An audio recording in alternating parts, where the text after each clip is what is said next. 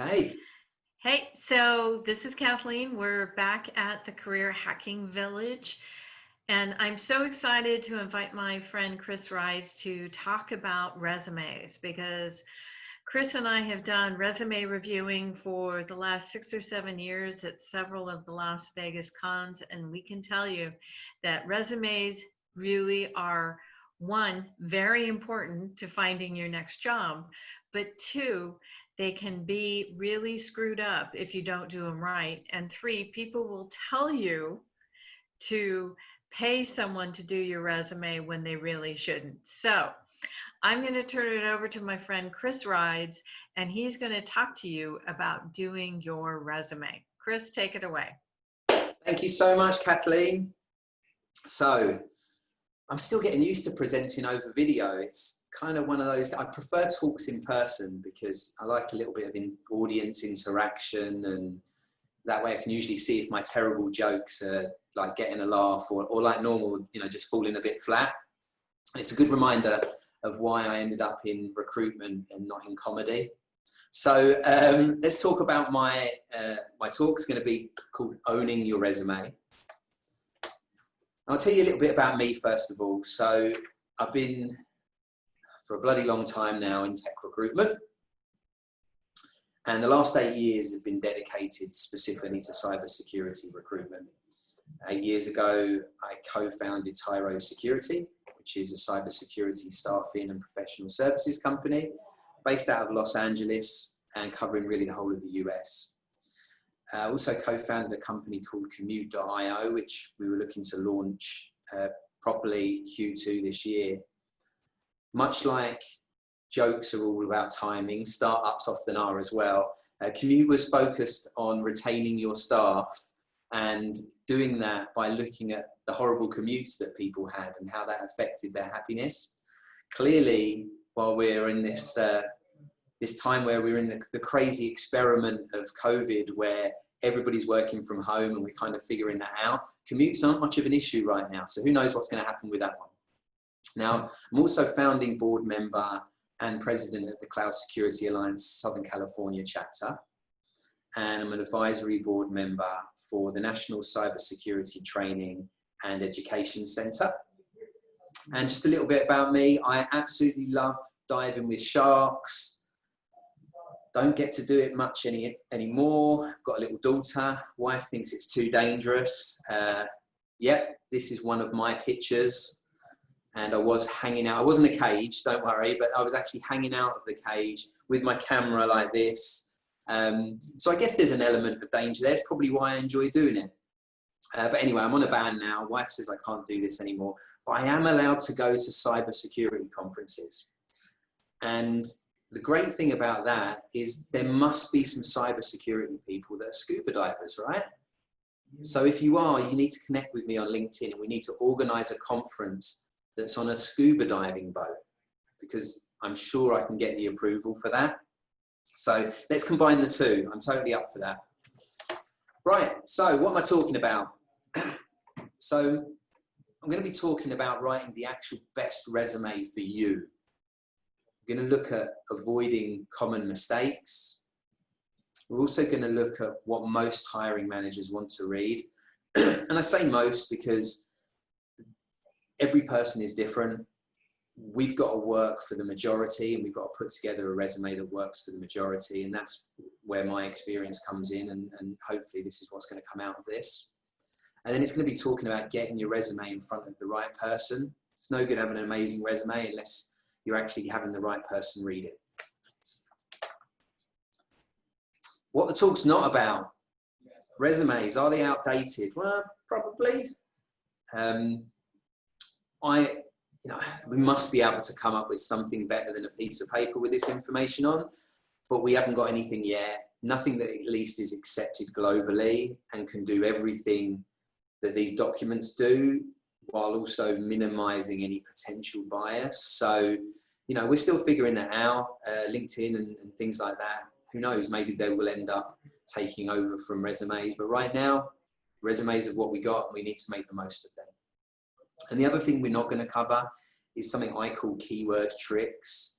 Keyword tricks are things like hidden words, huge skills matrices. You know, when you write these things all out in white font or in tiny fonts that aren't really readable by a person, but are aimed to be picked up by systems, you only need these things if you're planning to send those resumes into those systems. And that shouldn't be your goal. And I don't want that to be what comes out of this talk. I'm a firm believer you want to get your resume in front of the right person, not into the right system. So we're not going to be covering this. So my goals, by the end of this talk, the plan is that you will understand why resumes are still very, very important. You're going to understand what the common mistakes are and how we go about avoiding them. Also, the relationship between your social media and your resume and the actual job search you're doing.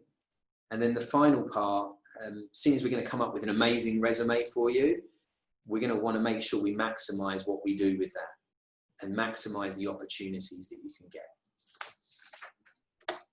So, CV or resume? You can probably tell by the accent, I'm not originally from the US.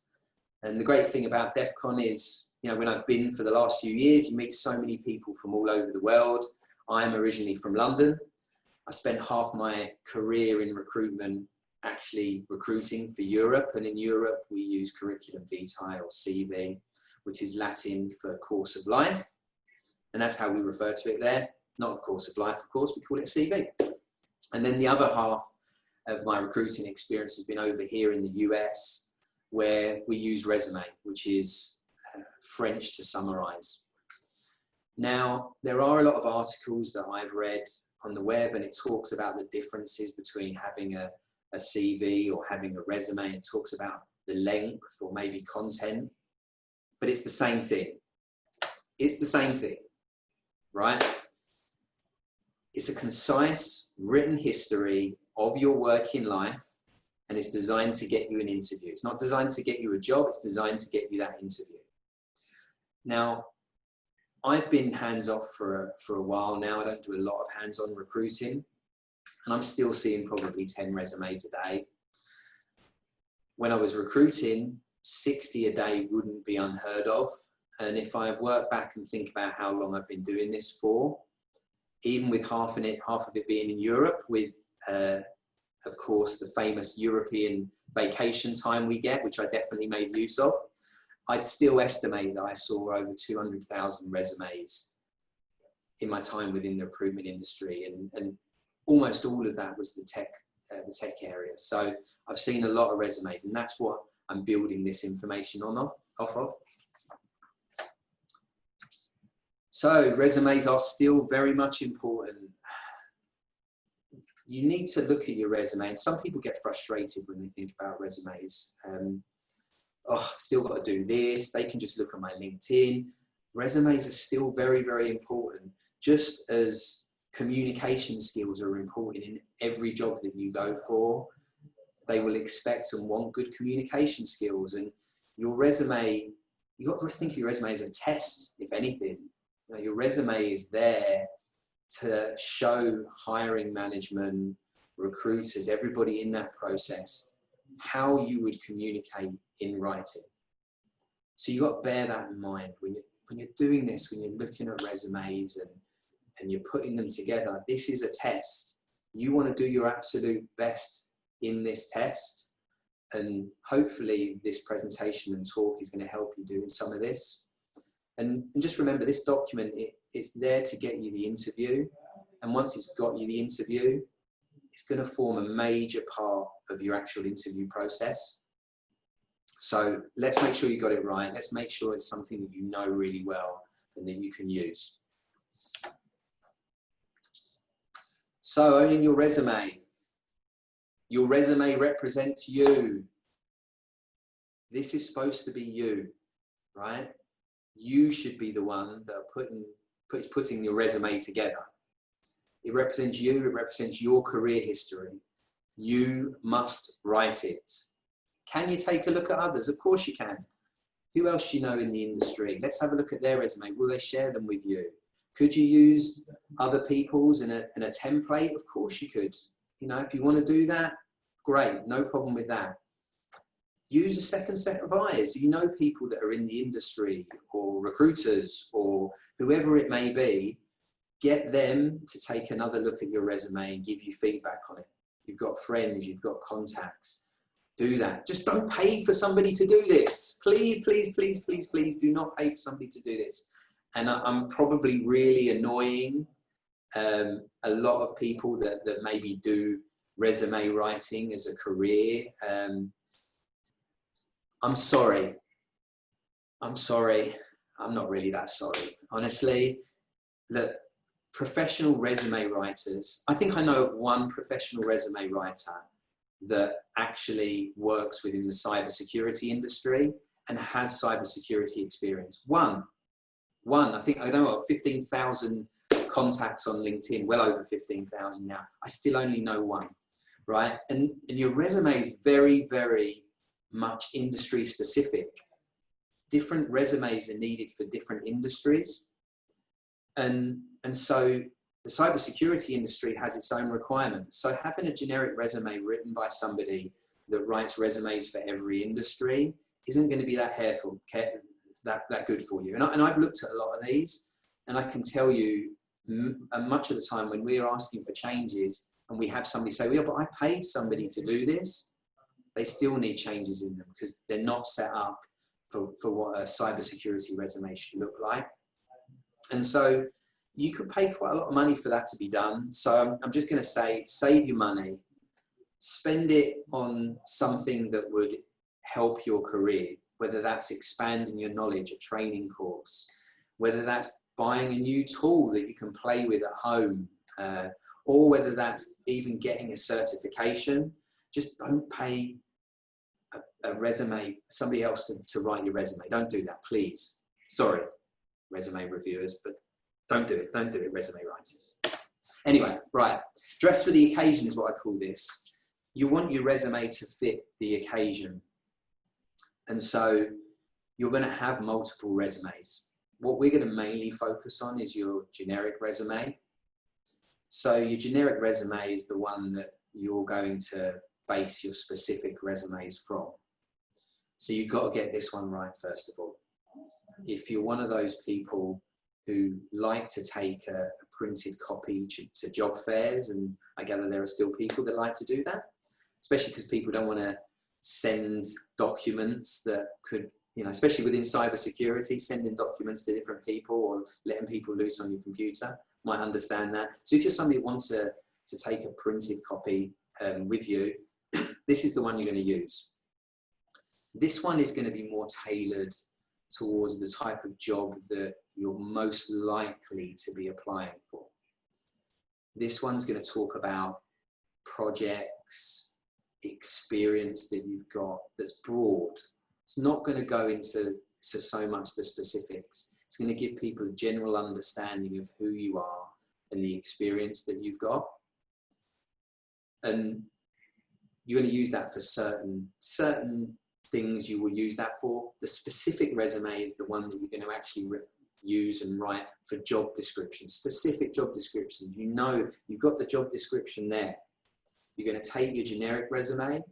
You're going to really, really read that job description, or even better, if you know somebody that works there, or you even may know the hiring manager, speak to them, get more information out of what they're truly looking for, and then make sure that's in your specific resume. I did this at my last position, and I know you're looking to do the same project, right? Make sure that's in there. You've got to make sure that that relevant experience relates to the job you're applying for.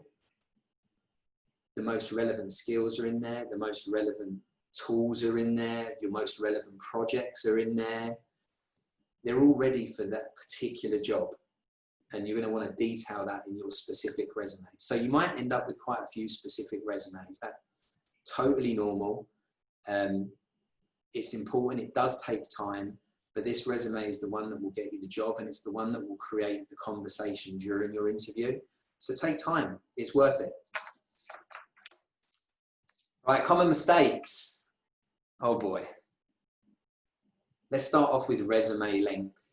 Now I'm talking very much about, and I said this earlier on in the presentation, we're talking about generically what most managers want to see.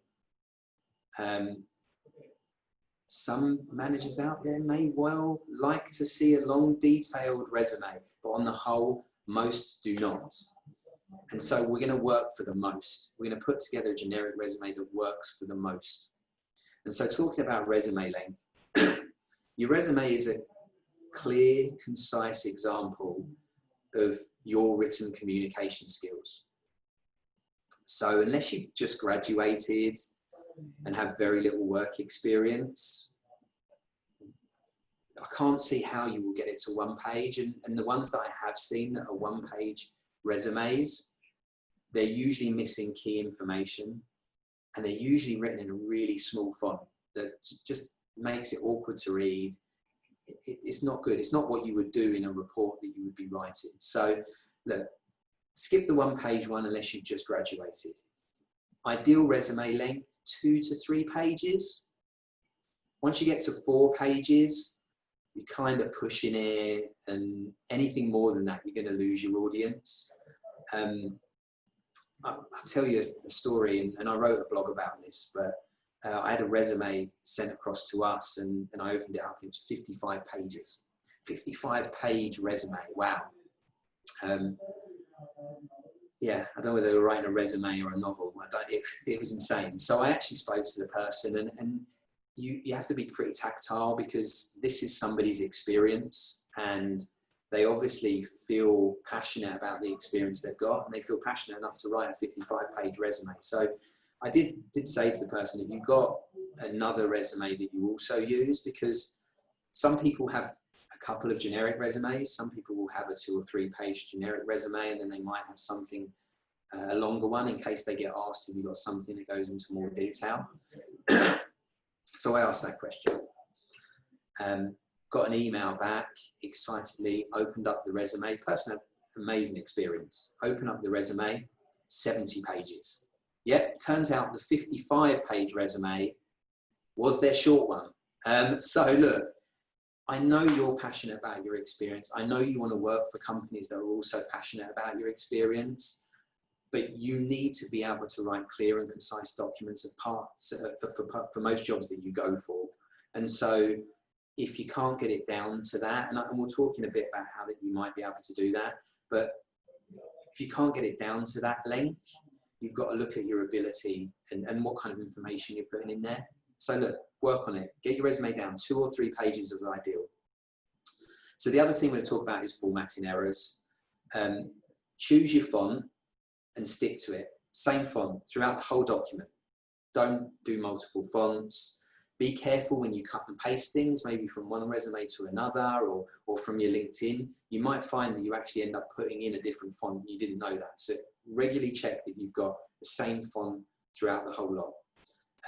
Generally, probably the same size font as well. You might have titles in a slightly bigger font, I suppose, but you've got to keep whatever you do the format the same right the way through. So if you have a description of where you worked, how long you worked there, your job title, and then underneath you've got bullet points of the things you did, every job should be done the same way. Not bullet points on one and no bullet points on another, or square bullet points on one and round bullet points on another. You want to make sure that you've got all of these things laid out so that the format reads and there's nothing distracting them, basically. And be really, really careful about where you use your bolding. Some places, like if you bold every company you work for and then the date isn't bold, if it's the same all the way through and it's used sparingly, it can look good. If you're bolding lots of words and you're sending them to different jobs, and sometimes those skills don't apply to those jobs, it's going to look a mess, first off, and it's often not going to apply. And somebody's going to be looking and saying, why are they even bolding those words? They don't apply to this job. So just be really careful and use it sparingly. Spelling and grammar mistakes. I always get a bit why are these still happening? We have tools, you know, Microsoft has tools for you if you're using the Microsoft suite. It picks up your spellings. You get a little red squiggly line underneath. It tells you that. It picks up your grammar mistakes. It tells you to check them. And this page had quite a lot of squiggly lines on it, I can tell you. Use those, read through them, and that should be your first point. And you'd be so surprised. Probably three quarters, I would say, of the resumes we see have still got spelling and grammar mistakes in them. And so it's such an easy one to avoid. So make sure you're using the word processing systems or whatever software you've got to pick up on that. And look, I get that not everybody's great with spelling and grammar. I may well be from England, but actually I'm pretty shit at it. It's not a skill of mine. And so I ask friends, I ask other people to read over. In fact, even this presentation, I asked one of my colleagues to have a look through it and point out stuff. And I made some formatting mistakes.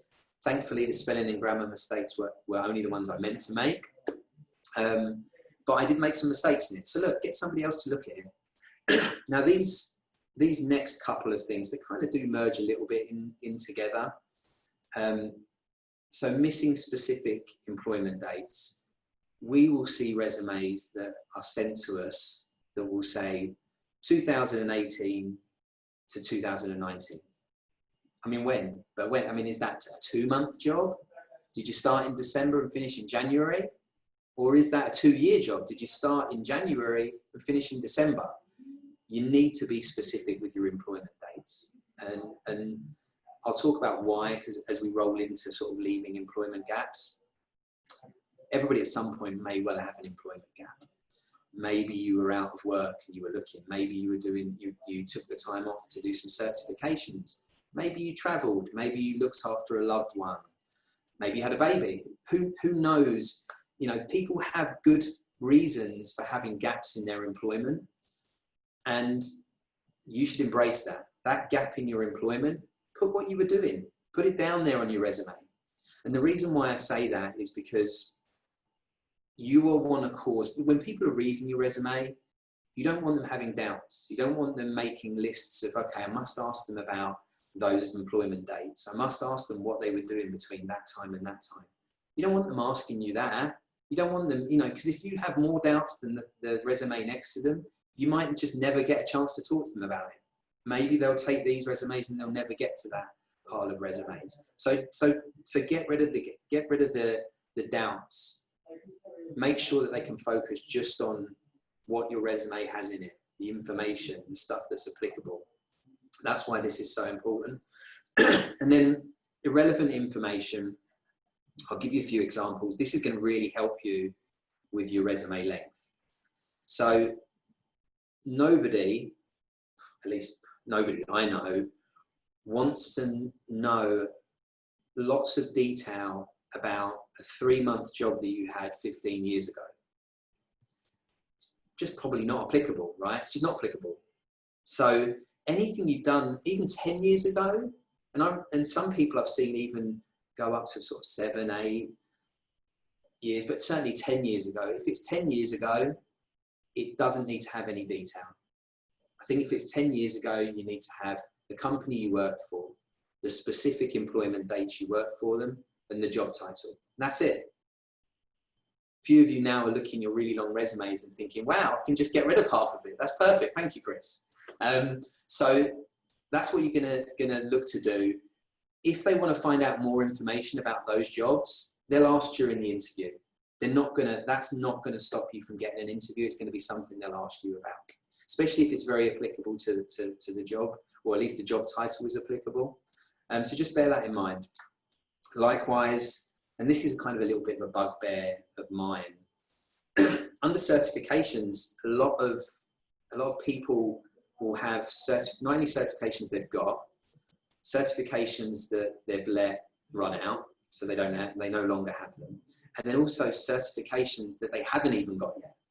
CISSP studying.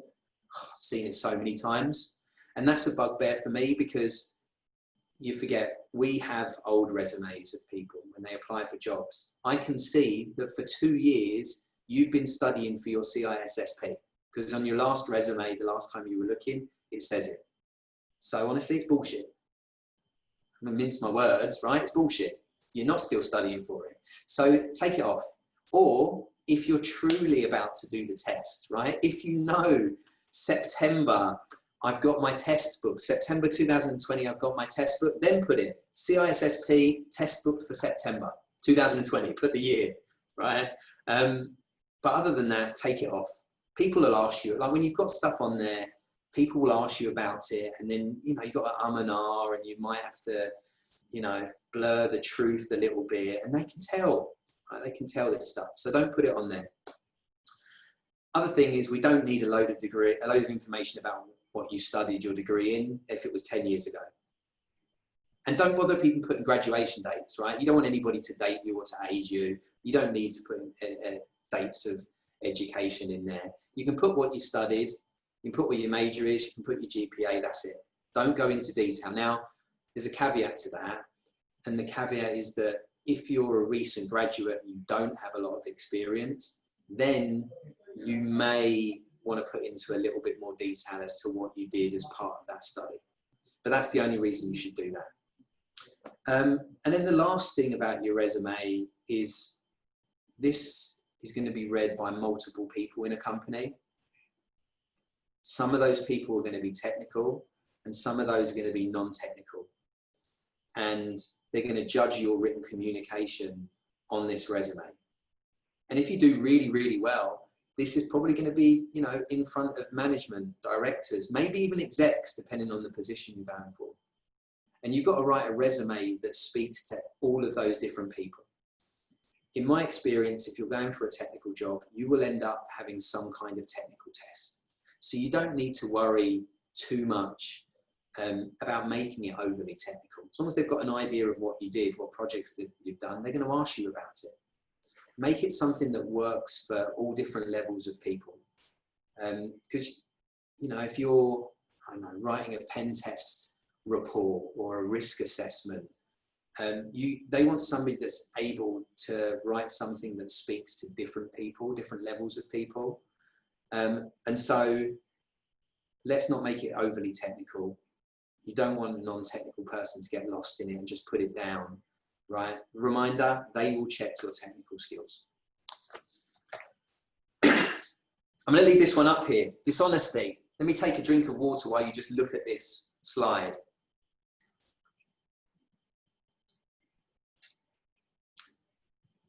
Don't be dishonest. Please, it always comes out. I've seen it come out during interview. I've seen it just during people sending their resumes. I've seen it during the interview process. It's really awkward. I've seen it come out after people have been offered jobs, and I've seen jobs offered, jobs retracted. I've seen it come out after people have got jobs, and I've seen people fired. I just don't do it. There's no reason. You know, this should be your honest career experience. Be proud of what you have done. Don't make up things you haven't done. It will come up and it will bite you in the arse. So social media, you guys generally are pretty savvy. And I put a big but here because for 8 years I've been doing this, and I still see cybersecurity people not thinking about how their social media impacts their job search. I've seen public tweets, old public tweets that people probably don't feel that way anymore, come and stop people getting jobs, certainly stop people getting interviews.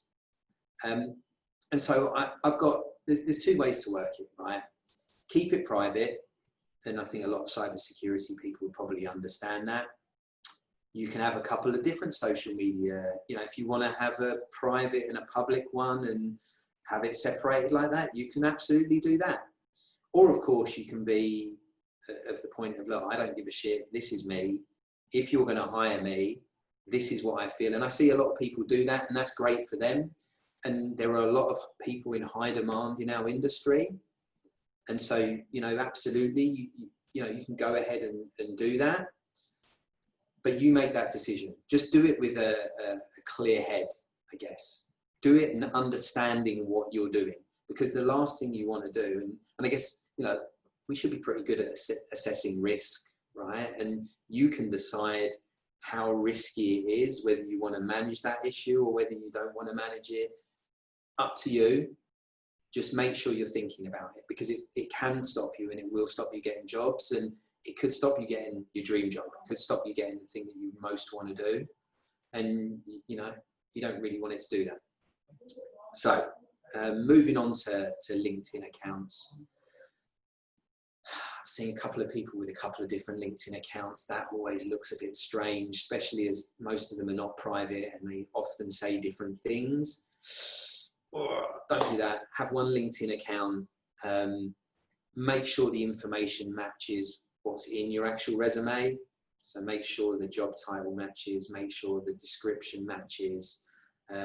If you could probably have a couple of different job titles, you're welcome to have one on LinkedIn, and then you could have that same one on your resume, and then in brackets, the job title that you would put that as. Because I know that some businesses use very generic job titles. So you can work within this, but make sure that there is a match there, and it isn't going to make somebody say, I love this resume, this person looks great, let me look at their LinkedIn. Oh, well, that's totally different. Why is it totally different? That's strange. And you don't want to create that doubt, because you don't know how many people you're up against when you're going for these jobs. And then think about the information that you share as well. Would your previous employer be happy about that information? Would your current employer be that happy with that amount of information you share? And would your future employer be happy about the amount of information you share on there? So just be very, very careful around that. Maximizing impact. Got a couple of slides on this. Very important. You've got the best resume in the world. You've put something together. You're very happy with it. How can we maximize impact? First up, we're going to talk about is cover letters or cover sheets.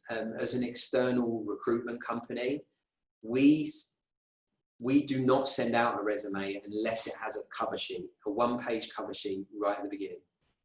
Absolutely every time. We do it because we believe it makes an impact on how long that hiring manager will take to look at your resume. And so it's a way for us to take out the most relevant experience in those 2 or 3 pages and putting it right up front.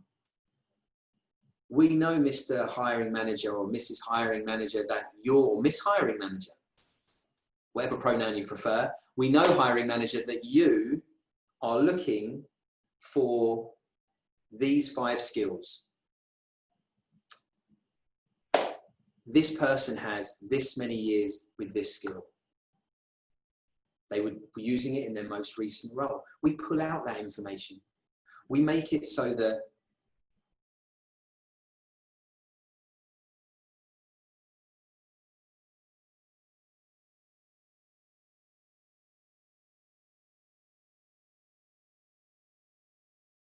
the manager looks at it and is excited by your impact, right? So that's how we do it. As an individual, you might do it a little bit different.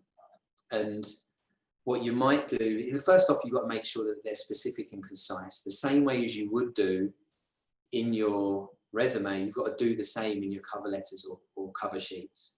Make sure they're specific to the job description. Don't send out generic cover letters. They're horrible. They really are. Don't send a cover letter. If you're going to send a generic one, just don't bother sending one at all. And make sure they're specific to the job you're applying for. Make sure they're concise. Take your relevant experience and actually look at the job description or the job specification and read through it and think about it being a question and answer. They are looking for this. What experience do I have with this? They are looking for this. What experience do I have with this? And think about pulling that kind of information out. The other things you should put on cover letters or cover sheets are why you really want the position. You know, what's exciting you about it? And then that folds on to why you want to work for that company. What excites you about that company? If they feel that you're excited about the job, you're excited about working for them, you've done a little bit of background on them, they're going to be excited to meet you.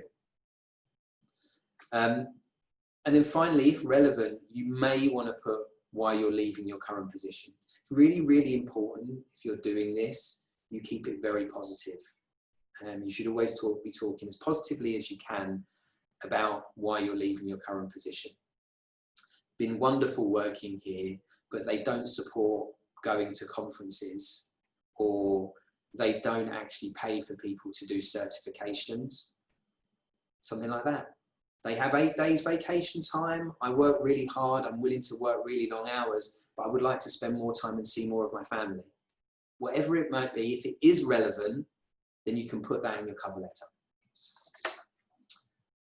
So going on to sort of other ways to maximize impact, these are the 3 ways that you're going to really do your search. So you've got to make sure you own it. Own your search. One way is going to be responding to adverts. The other way is going to be utilizing your network. And then finally, and these are the big 3 for me, it's recruiters. Working with internal recruiters and working with external recruiters. So we're going to talk about adverts first of all. Call that adverts a mess. Adverts are a funny thing, especially for our industry. So let's think about this for a second. I'm going to advertise to people that work in security and privacy. And I'm going to expect them to send their resume, which includes their personal data, through an advert to get added on a database, multiple databases, for who knows how long that's going to be sitting there for. And then you're going to get maybe standardized responses. You may or may not even be contacted. And when you do get contacted, there's a high chance that the first person contacting you or speaking to you may know nothing about our industry and maybe even working off a checklist. Do you have this? Do you not have this? Check, check, check, check, check, check, check. Strangely enough, it doesn't work very well in the industry. It's broken. Should be there. I should smash a glass here for effect. That would be really good. It is broken. Advertising is broken. You should not rely on this. No matter how great your resume is, don't rely on responding to adverts to be the major part of your job search. Am I saying you shouldn't do them? No. I'm saying you can still do that, but it shouldn't make up the major part of that. And we'll talk about the other things that you are going to do. As a recruitment company, you're probably saying, hey, but Kris, I've seen Tyro Security. I've seen them advertise their jobs. You've got a job page on your website. You advertise your jobs here. You advertise your jobs here. Yes, we absolutely do. And I can tell you, we don't get a lot of response from them. And a lot of the response we do get are people that are hoping to work in recruitment, to work in cybersecurity. And so the thing with that is they haven't got any experience. And as a recruitment company, we get paid to find experienced people. So we don't have a lot we can help those people with. And actually, we've got to do a lot of delving through people that aren't qualified to get to the people that are. It's not really worth a whole lot of our time. We still do it because at the end of the day, we're putting it out there and you're taking the time to respond to us and we want to take the time to respond to you. But really, we don't get a lot of benefit from advertising. The major benefit is probably from having companies come to us and say, oh, do you know what? I've seen you do a lot of adverts for application security people or cloud security people or DevSecOps or whatever it may be. You're advertising a lot of jobs for that. So you've probably got a lot of candidates. So I want to talk to you because you're a specialist in that area and I'm looking for a DevSecOps person as well. So we actually probably get more benefit from the client side rather than the candidate side. Right. Your network. Your network's going to be absolutely key. The people you know, what companies do your friends, do your neighbors work for? Are they recruiting for positions that you might be interested in? Are you networking? Are you using those, right? And think about the people you know in person. Then you think about your virtual network. Right? LinkedIn is key for this. Who do you know? Who do they know? connect with managers that you think may be hiring, and take the time when you connect them to write a personal note. Are you involved with your local community? The funny thing about this is that we're not meeting up so much in person at the moment, right? But a lot of the communities are doing a lot of webinars and things like that. Certainly, my Cloud Security Alliance chapter is doing regular webinars. So think about like getting involved with that, either just as a member or even as a volunteer. It's a great way to build your network and be involved. And it'll be amazing to see who you might meet. And you've got people like the Cloud Security Alliance, OWASP, ISACA, ISSA. You've got other local groups as well that may just have meetups or webinars. So take a look at meetup.com. That might help you. If you're part of an underrepresented group, Cyberjutsu, the WISIS people, the Women in Security and Privacy, ICMCP, the Blacks in Cybersecurity, join a group that you feel you will fit in well to, and that can be a great networking opportunity for you. And you can give back as well at the same time.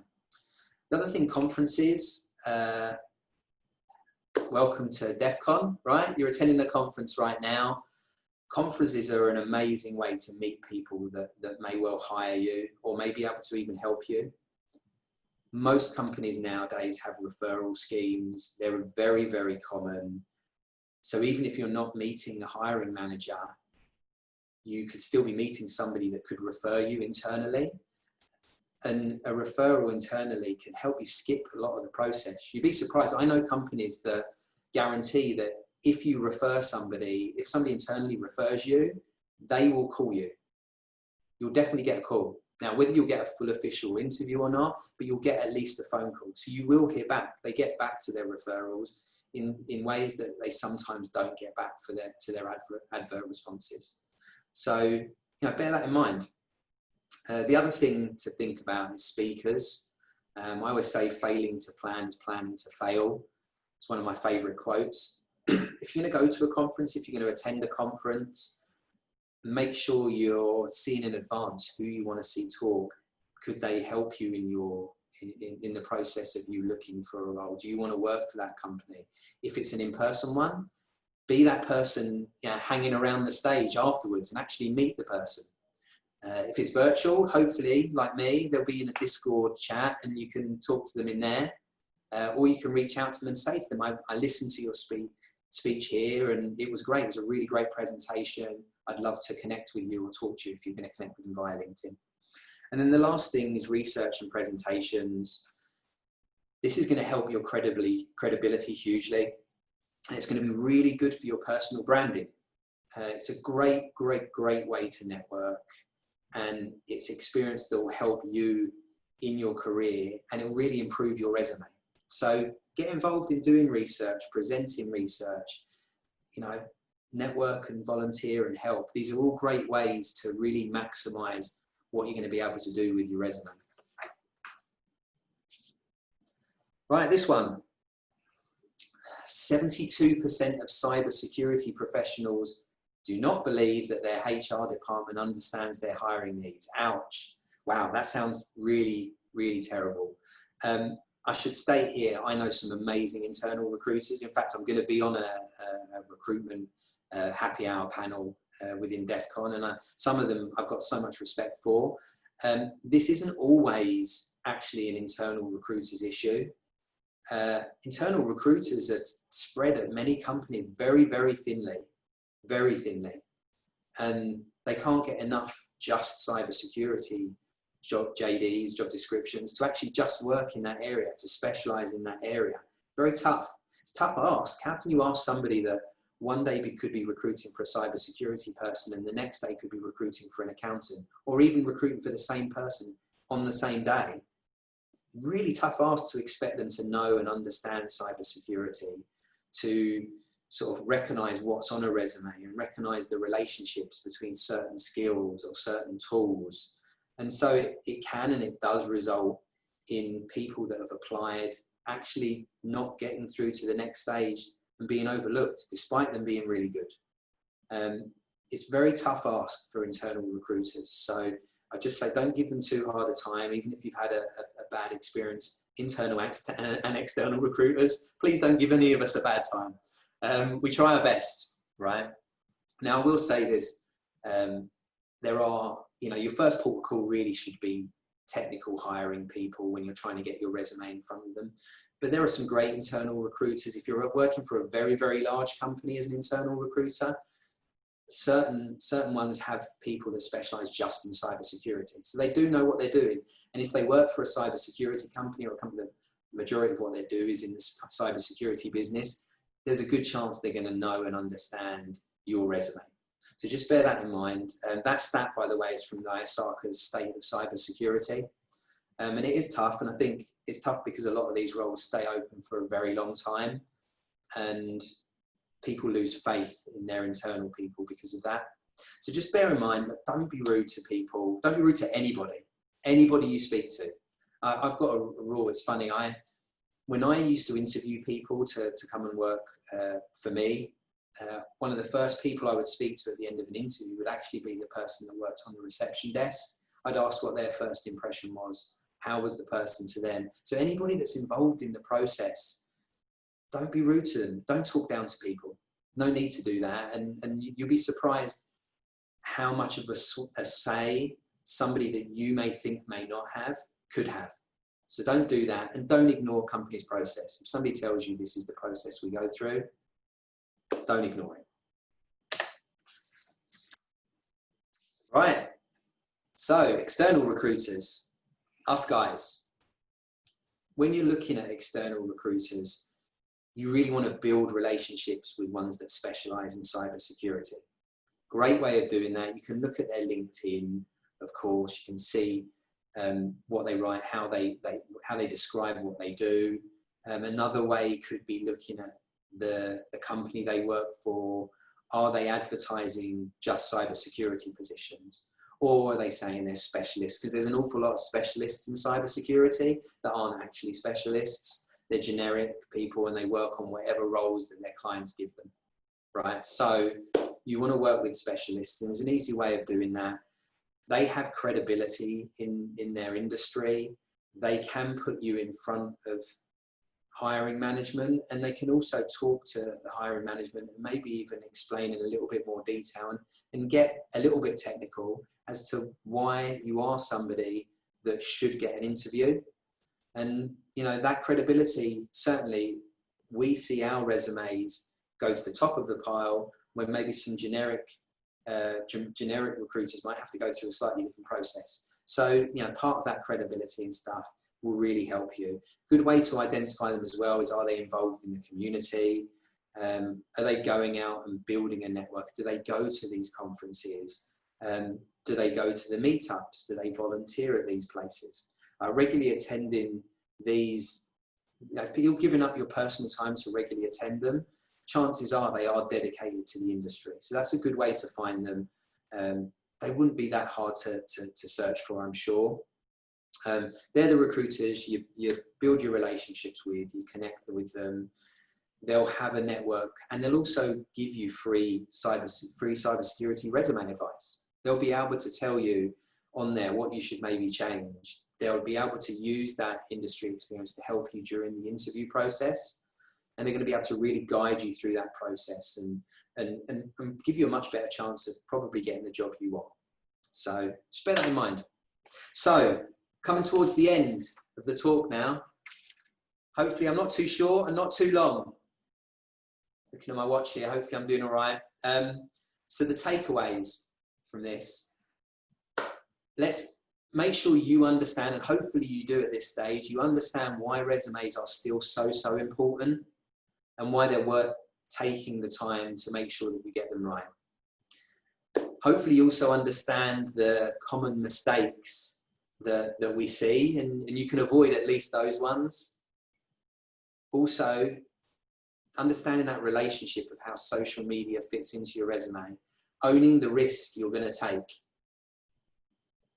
understanding what you're doing when you post things on social media publicly, and what the benefits might be to keeping that private. And then finally, how to get this most amazing resume that you're going to be able to put together, how you're going to actually be able to maximize it and put it out there and get it in front of the people that will make the decisions. So hopefully this has been useful for you. This is the end of the presentation. You can follow me on Twitter. I'm actually not on Twitter an awful lot. A lot of the stuff that I post on LinkedIn, I will also post on Twitter. LinkedIn really is, I'm a pretty big user. Anybody that's connected with me probably knows that already. I'm a big user of LinkedIn. So absolutely connect with me, please. I get a lot of connections, and I'm probably turned down maybe 80% of what I get. So generally, if you work in the cybersecurity industry, I'm going to accept you. Please, if you can, if you wouldn't mind, just taking the time to write a little note in that section and tell me if you wanted to connect with me to tell me how terrible my talk was at DEF CON. That's fine. I'll still connect with you. We all need some constructive criticism. If we can keep it constructive, that will be amazing. So yeah, connect with me on LinkedIn and mention DEF CON if you did see it there. So look, thank you very, very much. Thank you, Kathleen, for the opportunity to speak. Hopefully I did okay. And those people that I've maybe sent to sleep, they can wake up now. At least they got a good nap. Thank you. Kris, thank you so much. You brought up some really great points. One thing I wanted to point out, that a lot of the technical resumes that I've been reviewing in the community, a lot of people use templates. They believe that the templates are going to make their resumes look pretty, but when you use the template, it doesn't have the spell check or the formatting check, so primarily the spell check. So a lot of people have been using templates to make it look designed pretty. Please just keep it simple. Mm-hmm. Keep it something straightforward for everyone to be able to read. Love the advice about social media, sort of keeping an eye that it stays out there. There's online reputation reports that say that HR managers and recruiters will check your social media before they call you in for an interview, and you might not like what they view as far as your social media. So be very careful about that. Also, great recommendations on connecting with recruiters, connecting with them in various different places, socially, online, through conferences. Always great to be expanding your network. Chris's team is going to be part of our resume review team. So yep. Be sure you're signing up for resume review and get some really good advice on that. Kris, as always, great to have you part of this. Thank you for being part of DEF CON Hacking Career Village. Thank you so much. Thank you for asking me. It's been great.